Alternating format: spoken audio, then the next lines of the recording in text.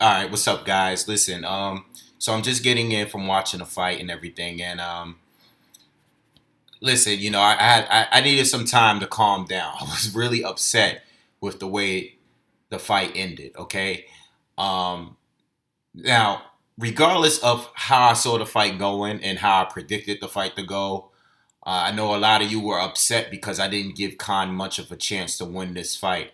All right, and as you can see now, after watching the fight, now you know why I didn't give him much of a chance. But regardless, I still was giving Khan a lot of credit because at some point in that fight before the low blow, I felt like Khan was still fighting back. I thought he was getting beat up, but at least he was still hanging in there. He was taking a lot of shots. I've never seen Khan get hit that much because normally when if he ever were to get hit that much, he's usually either getting knocked out or he just never was getting like outboxed like that before, you know? So let me give you my review. Basically, in the first round, I was curious to see what Terence Crawford was going to come out, like which way is he going to come out fighting? Is he going to come out righty or lefty? So he comes out fighting orthodox.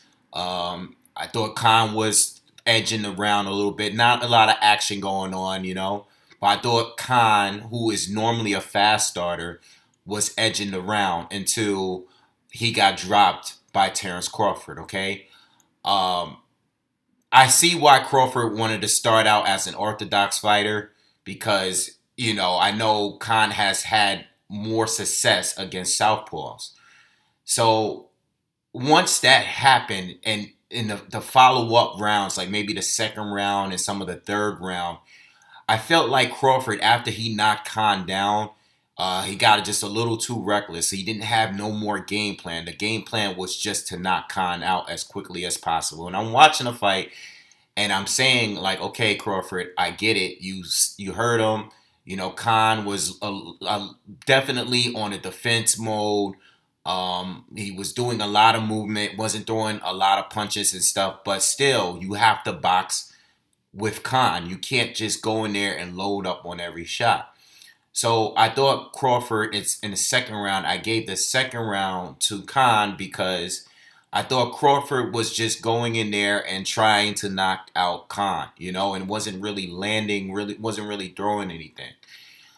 At some point, Crawford started to box a little bit. He switched to southpaw, and at that point, I thought when he switched to southpaw, I thought he was clearly outboxing Khan. He was landing a bunch of jabs. Then he started going for the body shots. He started mixing it up a lot better. I don't think he was sitting down on his punches as hard because even though he was landing shots, all kind of shots, Khan was still hanging in there.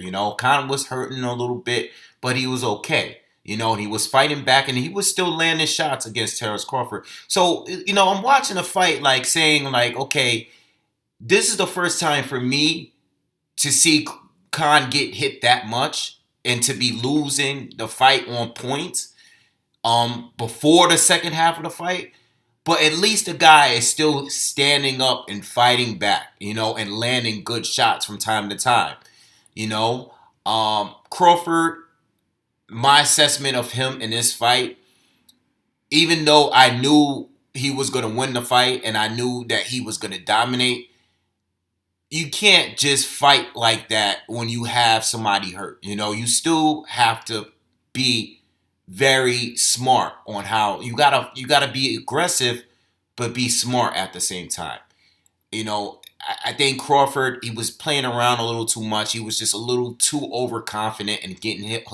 He was getting hit with shots he didn't really need to get hit with. Okay, um, and I don't want to give him his lack of defense and his overconfident. I don't want to say it all. I don't want to give it all to that because Khan is still a very good fighter. He's still very fast. He was still landing and throwing the right shots at times, but Crawford just wanted to knock him out. Okay. Now let's get to the point where the low blow. The low blow was definitely the low blow. I was watching it with a few friends and they were like, "Oh, but it hit his leg. It wasn't really." It was low. It was low. It doesn't have to hit you right in the nuts for it to hurt. It can be in that area. Okay, so I'm not saying Khan was faking it. I don't know what it was, but Khan gave up at the end because at bare minimum, if you are still hurt, you want to at least take the 5 minutes. At least at bare minimum, take the 5 minutes. For you to say that you can't continue, and it was a little confusion because I thought he said he couldn't continue, but then the commentators kept saying that Virgil Hunter stopped the fight. But then he clarified at the end that Khan said to him that he couldn't continue. All right. So Khan is the guy that said he couldn't continue.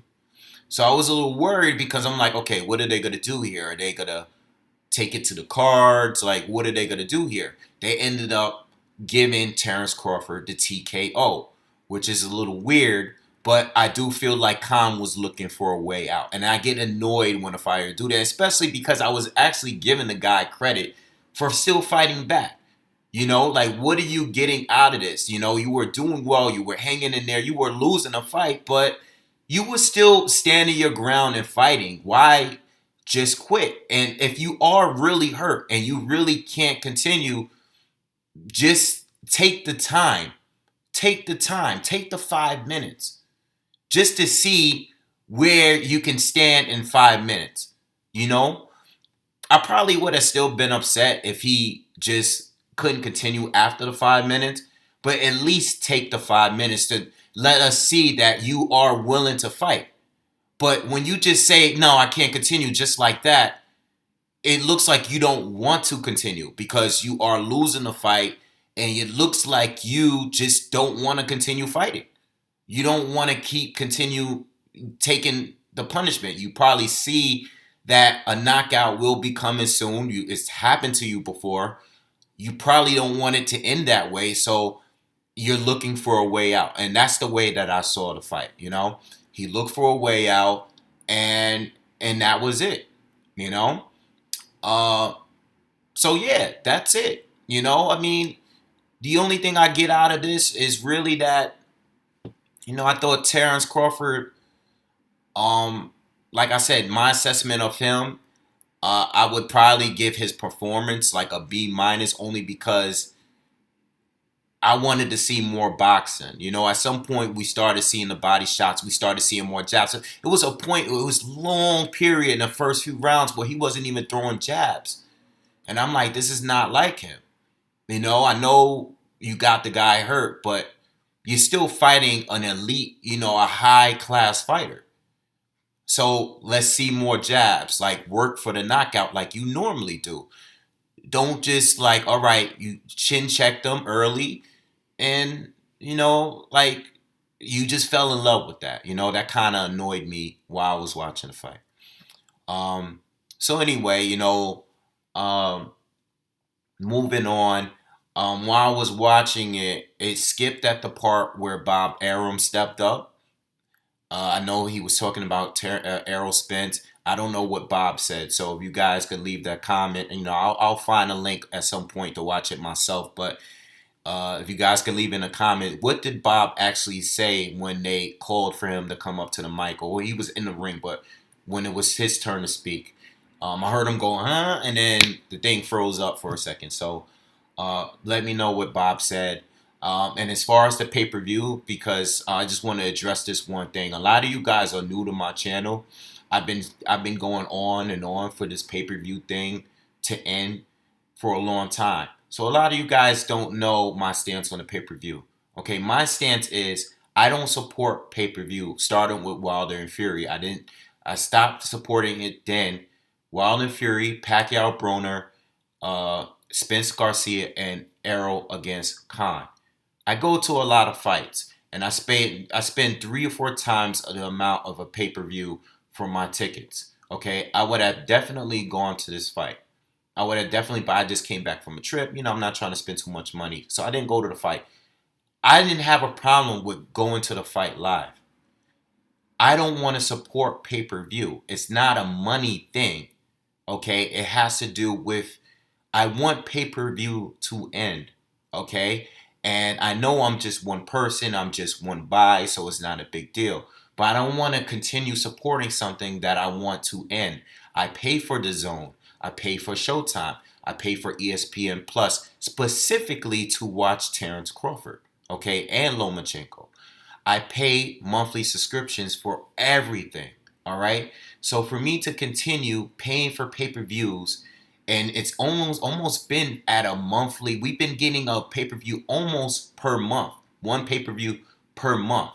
All right, almost since in the past 5 6 months. So I don't see the point. I don't want pay-per-view to survive. I will go to a fight and pay 3 4 times as much as a pay-per-view to see a fight live. Sometimes even more. It's about the pay-per-view buy. I don't want to support the pay-per-view buy. So there was a few commenters. I had to block a few because they were getting a little too disrespectful about me not paying and supporting Bud. I'm a Bud fan. I've gone to Bud fights. I've gone to two of them live. I respect Bud. I support Bud. I just don't support pay-per-view, and I don't think this fight was a pay-per-view worthy fight in my opinion. It just wasn't, I don't think any of them are. These past four, I don't think any of them was worth pay-per-view. I'm going to watch Canelo and Jacobs on the Zone, which is a fight that I do think is a pay-per-view. But I'm going to watch that on the Zone, you know? And if any other great fights that come up that's on Showtime or PBC or Top Rank on ESPN, there are plenty of good fights we get out throughout the year with decent cards that are not pay-per-view. So why pay for this one? That was my point. All right, so we'll speak more on this fight and the other fights tomorrow. I saw all the fight. I did predictions for all these fights with Danny Garcia, Adrian Granados, all this stuff. I'll speak on the other fights tomorrow when it's early and bright. But hope you guys enjoyed the fight. For what it was. I don't think any differently from Khan or Bud after watching this fight. I already think Bud is the best fighter in the world. And I think Khan is a great fighter. I just don't think at this point, I don't think he's the very best at welterweight. I think at this point, he should consider fighting Kell Brook at this point because it's still a big fight in the UK. And they'll make a lot of money from it. And it's a rivalry that we always wanted to see. So Khan, it's time to fight Kell Brook. Now it's time. You've proven what you got heart, whatever. You did what you had to do. You took this L. Take the L. Time to fight Kell Brook. All right? Peace.